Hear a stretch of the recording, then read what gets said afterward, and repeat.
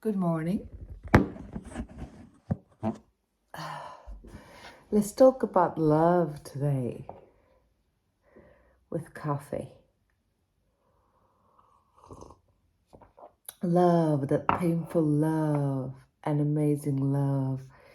It's like there's some things incredible about love that it gives you this sense of belonging, and you just feel like everything is possible because you have this incredible, you gain this incredible energy that you haven't felt before. So it gives belief and purpose, and you become invisible and unstoppable, undistractable. I'm preparing my breakfast. Oh, actually, I had like a different cereals for breakfast.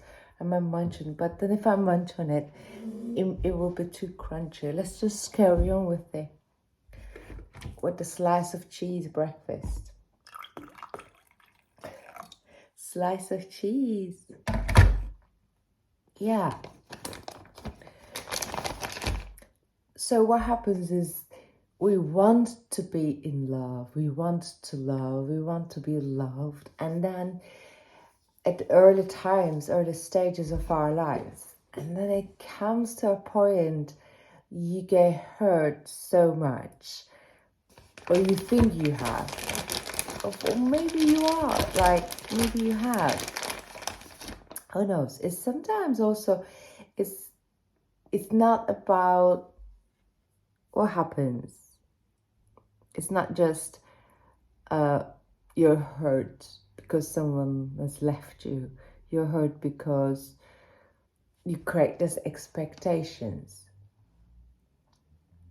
I guess love and expectations go very hand in hand, because love makes us to create this world in our own minds, and then we expect that to happen. And sometimes we fall in love with the idea of falling in love. We love the idea of falling in love. We love the idea or the vision or the image of being somebody, being with a specific person and doing specific things with that person without knowing that person. We don't know people. We don't know people. Some people can be really skillful. Some people can look skillful.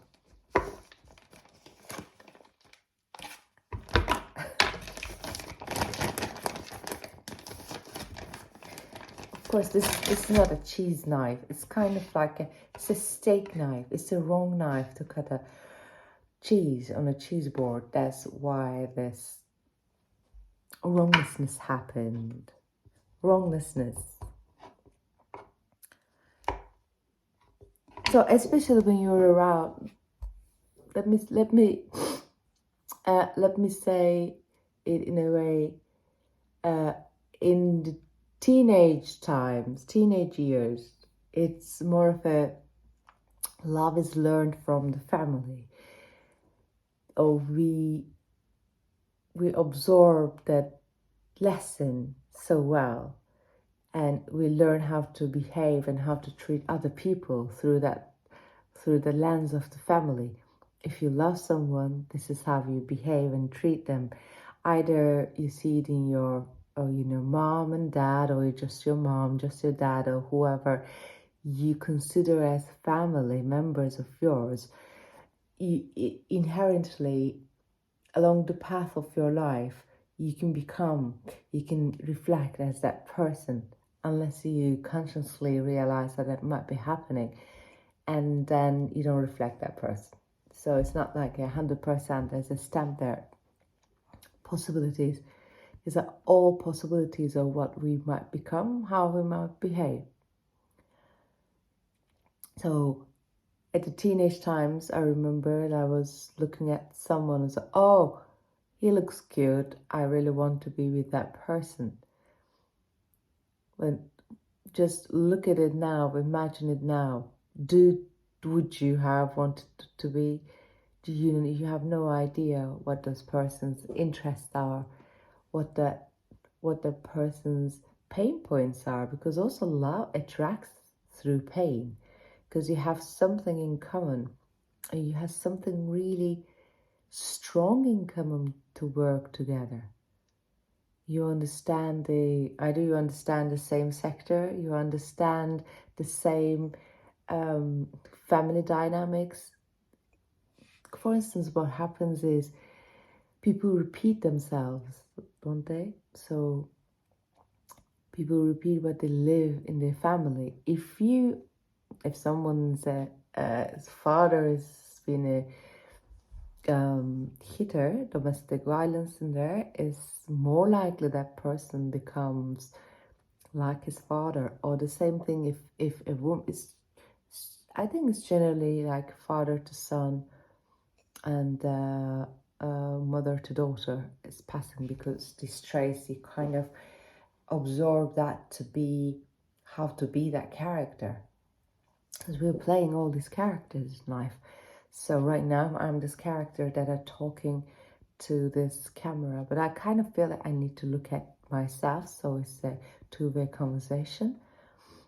So I'm imagining there's this audience and listening, and I'm very conscious about what I'm saying, because it's not written and it's not on the teleprompter, which is a brilliant thing to do if you want to do it in that way. But I chose this in a way for a love to myself,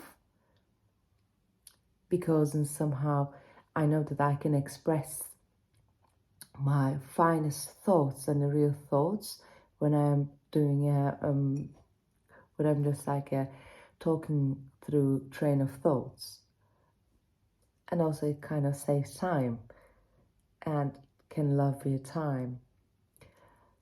Love is a time too, of course. And one of the main things that you can notice love is a time when you're out of love and you turn back and say how much time you invested in somebody else to become or be the idea that you want them to be,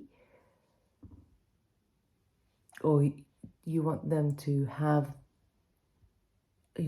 create this world with you.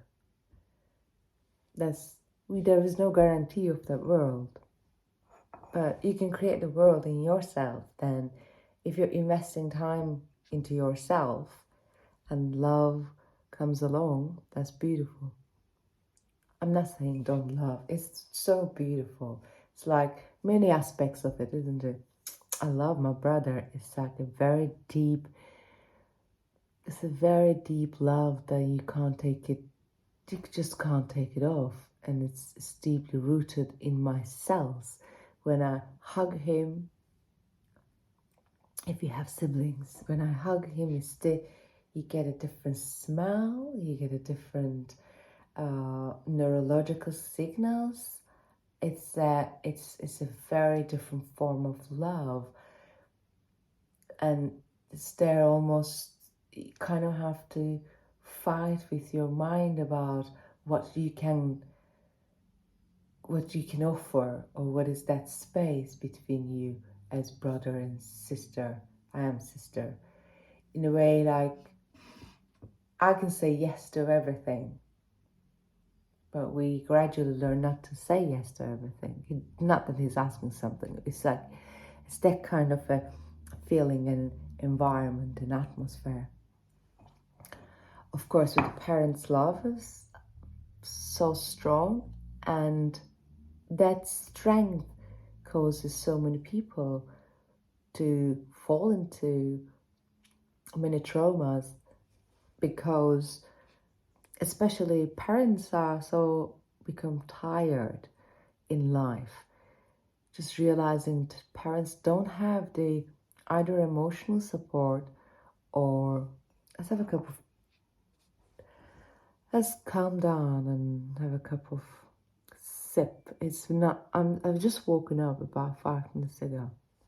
I wanted to talk with you, like the first thing in the morning. Like my hair is not done. It's better than yesterday because I've actually combed it today. But nothing is done. The world is not happening. The world that we know. It's just a few birds are chirping. There are a few trees outside. At least I'm lucky I can see some nature. Was one of the most wonderful things. Yeah. Maybe I can open up your view. Just take that tea away. Let's bring it in. Let's bring it in. That's like, it adds a kind of a quirkiness in the video. So what happens with the family? Parents are not equipped to be parent. Well, how could they? Because the society is not designed in a way to support parents or support children when they're growing up. Individual families, which we call nucleus family or the seed family. Every time I see a seed family, I see a sunflower seed in my eyes. Oh, listen to sunflowers. Nucleus family or the seed family, and we all live in these individual houses. There are doors in between us, there are neighbors, but we don't have the responsibility of supporting the parents or supporting the children. What happens in the house stays in the house, in that family. It's not like a so in Turkey, in the Ottoman Empire time, it was kind of more of a custom to 4 generations to live in big, like a mansion kind of houses. So as many as generations they could live together, they live together. What that creates is the elderly is in the house, all different ages of children are in the house. It's not only one person's responsibility to look after the house or to look after the children.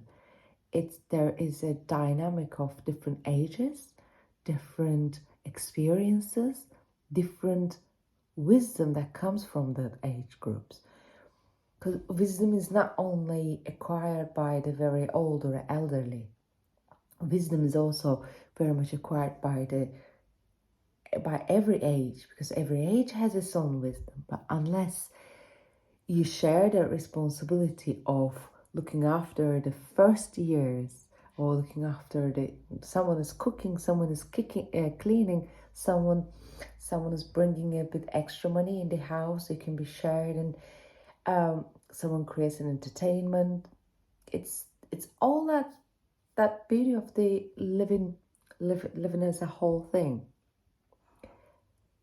And you can miss that wisdom in the household. Of course, let's talk about a little bit about the dangers of this kind of society structure, or might be, is but it also depends on the education of the family. But the independency of a person can be taken away.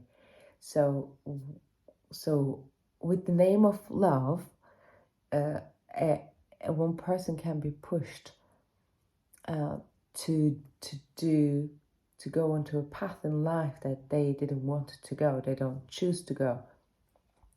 But in a way, isn't that available to everyone in all kinds of life and situations? So do we actually have the luxury of living what we really want to live? Because I don't think that exists. I don't think society is designed to encourage or to look after the self-love or the family love. It's more because the society is more designed to make the low income people work as much as possible, so they are the workforce to go and do everything without having time to grow themselves as human beings and as creators, as artists. Because I think we are all creators. Some of us do it in a thought way, some of us do it in paintings. Now on digital media, it's like there's no creating is playing. That's what creating is, playing with the ideas and letting them go loose and explore and then give form and give shape to it. When society is not designed for it, because it's more designed to make the money happen. That's understandable. I'm not saying let's not make money. It's like, let's make money. And all of us make it. And all of us make it in a way we feel free. We feel free to live and explore and be. I think that comes to self-love. Do you love the person who is sitting in you? Do you love the person who is walking with you? Do you love the person who enters the room or who goes out the door? Do you love the person because you are that person? Because that person is living all these things.